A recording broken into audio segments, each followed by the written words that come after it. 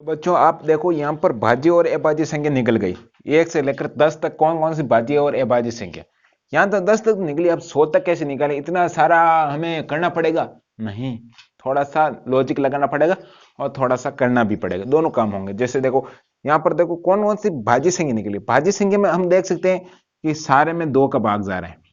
सोचो एक बार, दिमाग लगाओ कि सभी में 2 का भाग जा रहा है। सभी में नहीं कह सकते, 9 को छोड़कर सभी में 2 का भाग जा रहा है, ये भी सोच सकते हो, थोड़ा सा लॉजिक। और ये भी सोच सकते हो इसमें कि जिसके पीछे 4 हो, 6 हो और 8 हो और 0, वो क्या होगी, भाज्य संख्या होगी। जैसे कि मतलब समझाने के लिए अभी हम बताएंगे कैसे करेंगे। यहां पर देखो इसमें ना तो किसी संख्या में 2 का भाग जा रहा है खुद के अलावा, ये खुद तो होगी ना, खुद का तो भाग जाएगा सभी में। किसी में 2 का भाग नहीं जा रहा है खुद को छोड़कर 2 को, और 0 किसी में है नहीं। ऐसा आप निकालोगे तो अभी देखो, अब मैं निकालता हूं। आप देखो यहाँ पर थोड़ा सा इसको मैं साफ कर लेता हूं और आगे समझाता हूं आपको। वीडियो को थोड़ा सा भी आगे ना शेयर करें ताकि आपको समझ में नहीं आएगा। मैं इतने शानदार तरीके से समझाने की कोशिश करूंगा आपको कि पूरा समझ में आ जाए। ओके चलिए, तो ये हो गया हमारा साफ शानदार तरीके से। ओके चलिएगा, अब देखो पॉइंट। अब हमें क्या करना है, सिंपली मैं यहां पर लिखता हूं 11 से शुरू करता हूं। 11, 12, 13, 14, 15, 16, 17, दिखाई दे रहा है ना अभी तक, 18, 19 और ये 20। अब यहां पर देखो, अब हमें आगे 100 तक देखेंगे या 1000 तक देखेंगे तो हमें कैसे पता चलेगा कौन सी भाज्य है कौन सी अभाज्य संख्या, डाउट तो रहेगा ना। यस, तो समझने में थोड़ा सा ट्रिक रखना। अब ध्यान रखना, भाज्य संख्या निकालने के लिए सिंपली जिस संख्या के पीछे 0 हो, ओके, 2 हो, 4 हो, 6 हो और 2 4 6 और क्या रहा, 2 4 6 8 हो, जो भी ये संख्या आएगी, 5 हो, ये संख्या जिसके पीछे हो, इनके पीछे, जो इसके पीछे भी ये संख्या, इनके पीछे ये कोई भी संख्या हो, वे सारी क्या होगी, भाज्य होगी। ये इसकी ट्रिक है, समझ लो। और अभाज्य संख्या इसके अलावा जो भी हो वो अभाज्य होगी, थोड़ी थोड़ी भाज्य भी होगी, उनके बारे में पढ़ेंगे। ये थोड़ा सा हिट है, मतलब भाज्य को पहचानने के लिए थोड़ा सी हिट है आपके लिए, ठीक है। तो देखिए एक बार, देखते हैं होती ही नहीं होती। यहां पर देखो 11 क्या है, 11 में किसी का भाग नहीं जा रहा है। 1 से 10 तक किसी भी संख्या का भाग नहीं जा रहा है, देख लो आप, जा रहा है किसी का, 1 का नहीं जा रहा, 2 3 4 5 6 10, ये खुद का जाएगा, खुद का जाने वाला, ये खुद का जाएगा और 1 का जाएगा, तो ये क्या होगी, खुद और 1 से टूटती है और किसी से नहीं टूट, तो ये होगी अभाज्य संख्या।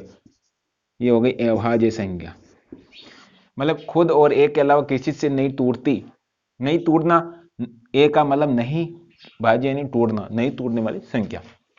12 मैंने कहा जिसके पीछे 2 हो, वे क्या होगी, भाज्य संख्या। तो ये तो हो गई भाज्य, क्योंकि हमें पता है 2 का भी जा रहा है, 6 का भी जा रहा है, भाग जा रहा है, तो हमें ये भाज्य टूटने वाली संख्या है। 13 किसी से नहीं टूट रही, किसी 13 के अलावा, खुद के और 1 के अलावा किसी का भाग नहीं जा रहा, तो ये हो गई अभाज्य संख्या। यहां पर मैंने कहा जिसके पीछे 2 4 हो, ये क्या होगी, यहाँ पर 7 का जा रहा है, तो ये क्या होगी, भाज्य संख्या। यहाँ पर 5 है, मैंने कहा 5 हो जिसके पीछे, वो क्या होगी, भाज्य संख्या। इसमें 5 का जा रहा है, तो ये हो गई भाज्य संख्या। 6, अब 6 में किसका, यहाँ पर मैंने कहा 2 4 6 हो, तो ये क्या होगा, ये भी भाज्य संख्या होगी।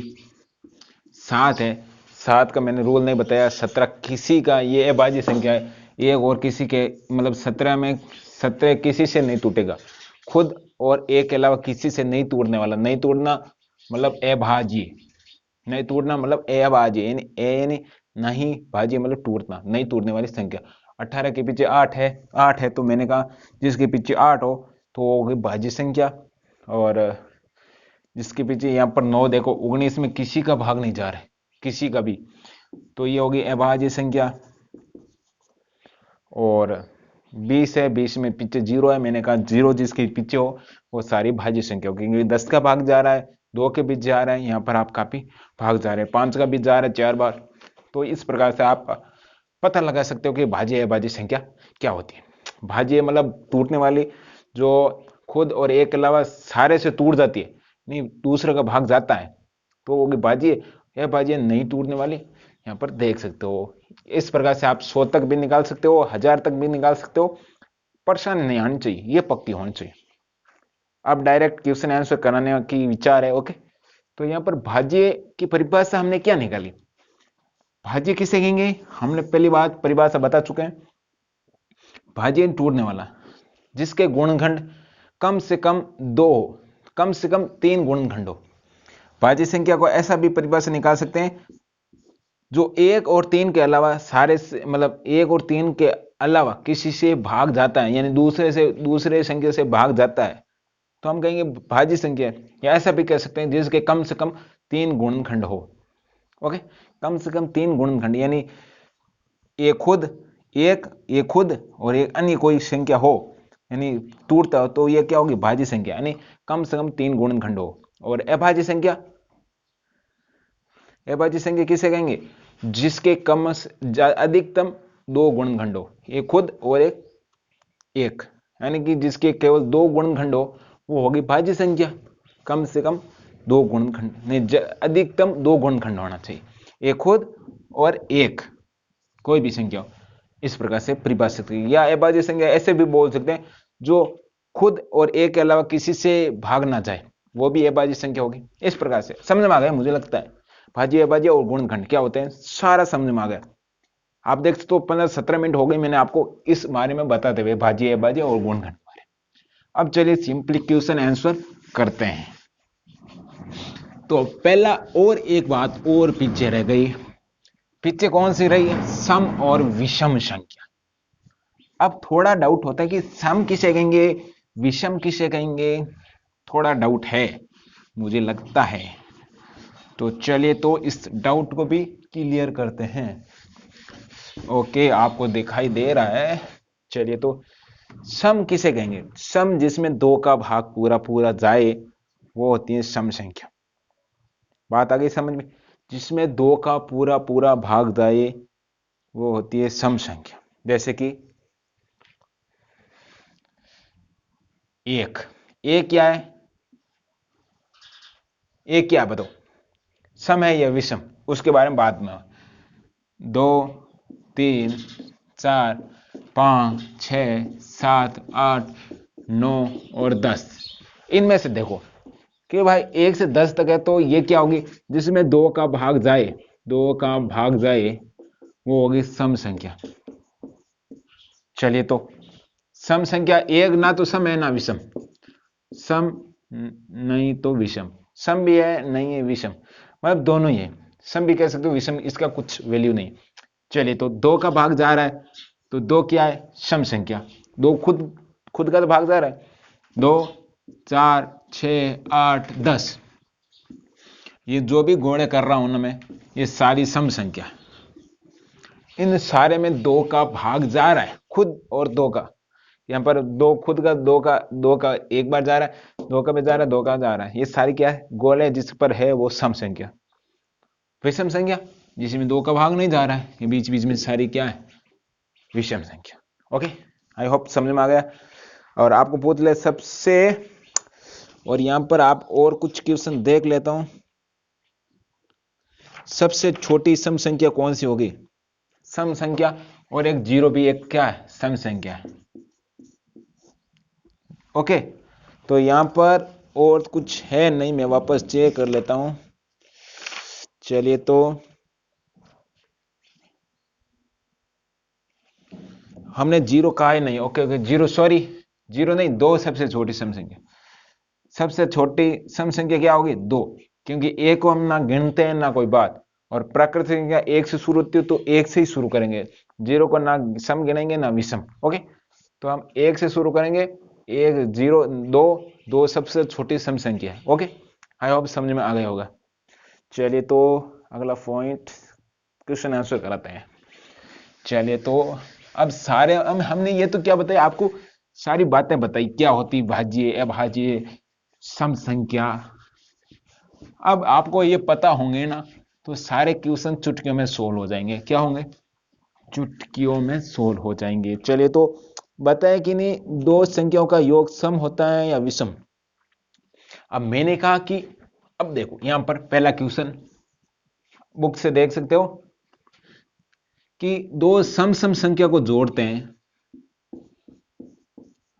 तो बताओ सम निकलेगी विषम, ये भी पूछ रहा है। और एक ये भी पूछ रहा है विषम विषम को जोड़ें तो क्या निकलेगा। दो विषम विषम संख्या को जोड़ें, विषम क्या है? संख्या। सम संख्या क्या है? दो है। सम संख्या क्या है? 2 4 6 8 10। इनको जोड़ते हैं, जैसे कि 2 को जोड़ देते हैं किसी को भी, एग्जाम्पल के लिए आपको 6 से जोड़ लेते हैं तो इनको जोड़ते हैं तो क्या निकला? 8 निकलते हैं। 8 भी एक क्या है? सम संख्या है ना? सम संख्या। या जैसे कि 8 प्लस 2 करते हैं तो भी क्या निकलता है? ये सम ये सम। तो यहां पर कह सकते हैं ये भी सम है, जिसमें 2 का भाग जा रहा है। तो हम कह सकते हैं दो सम सम संख्याओं को जोड़ते हैं तो भी सम संख्या प्राप्त होती है। बात सत्य है। अब देखते हैं दो विषम विषम संख्या को जोड़ते हैं तो क्या निकलता है। चलिए तो विषम संख्या 3 5 7 9 11। 3 प्लस 5 करते हैं कितने हुए? 3 प्लस 5 कितने हुए?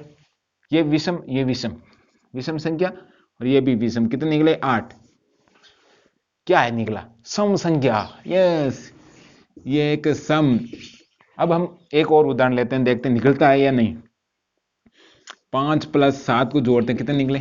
7 5 12। ये भी क्या है? एक सम संख्या है। तो हम कह सकते हैं कि दो सम सम संख्याओं को जोड़ते हैं तो भी सम संख्या निकली, और दो विषम विषम संख्या को जोड़ते हैं तो भी एक सम संख्या निकली। यस, ये ध्यान रखना। दो सम सम संख्या को जोड़ते हैं तो सम निकलेगी, दो विषम विषम संख्या को जोड़ते हैं तो भी सम निकलेंगे। ओके। और एक विषम संख्या एक सम संख्या को जोड़ते हैं तो विषम संख्या निकलेगी। ओके। या सम संख्या और विषम संख्या को जोड़